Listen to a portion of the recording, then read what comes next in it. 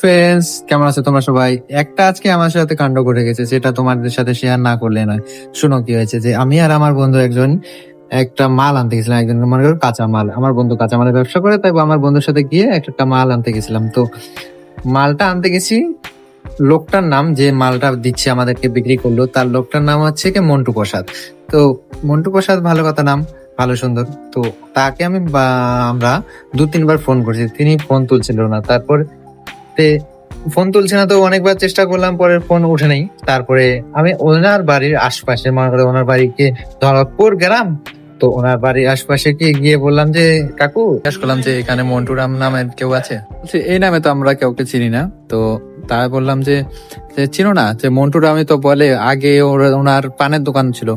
তো ওরা বলছে কি পানের দোকান মন্টু একজন তো আছে, কিন্তু ওটা তো এই নাম না, ওটা তো নাম কানা প্রসাদ। কানা প্রসাদ নাম, এই নামটা শুনে আমি একটু অবাক হলাম, আগে তো কোনোদিন এরকম নাম শুনিনি।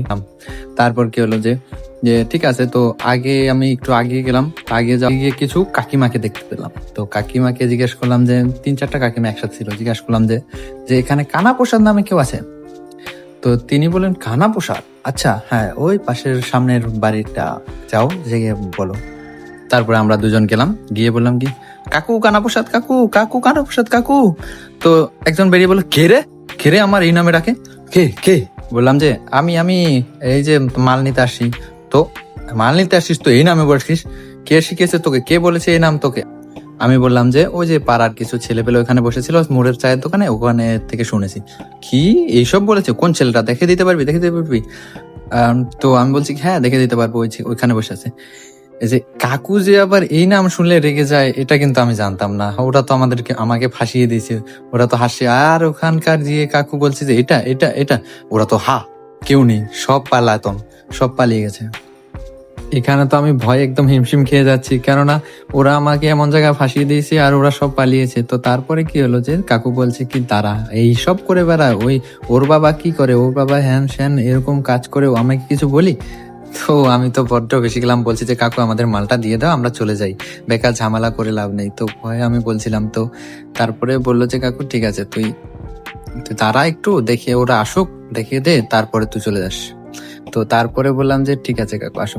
তারপরে একে ধরে নিয়ে আসে, ওকে ধরে নিয়ে এসে বললাম এটা বললো। তারপরে ওদের তোকে তো পাইনি কাকু আজকে, যে ওরা আসেনি, ওরা সব তো পালিয়েছে, তো ওদেরকে তো পাইনি। তারপর বললো যে এইসব করে বেড়ায় পাড়ার ছেলে পেলে।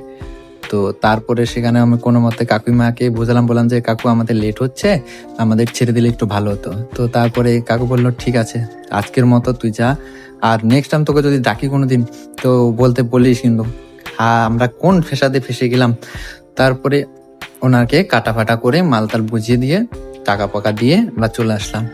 যে এমন কাণ্ড হয়ে যাবে আজকে মাল আনতে গিয়ে, আমি তো আগে জানতাম না। ঠিক আছে, থ্যাংক ইউ বন্ধুরা। তো আমার এই গল্পটা কেমন লেগেছে বলবা কমেন্ট করে। আর যদি এরকমই তোমরা ভিডিও পেতে চাও, ভালো ভালো কন্টেন্ট নিয়ে, মনে করো যে গল্প নিয়ে, তো আমাকে ফলো করো আর সাথে থাকো। Thank you for watching, tata.